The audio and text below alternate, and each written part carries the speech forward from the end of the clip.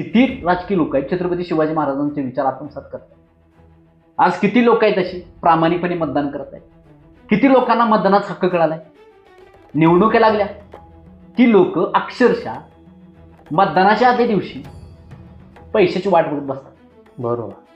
दररोजी रात्र घराचं उठत दररोजी घराची रात्र लोक झोपत नाही. सगळेच नाहीत बरं का, मी सगळे म्हणत नाही. ठराविक टक्के लोक, बरोबर, ठराविक टक्के लोक घराचे दरवाजे उघडे ठेवून पैसे कोण देतो त्याची वाट बघतात.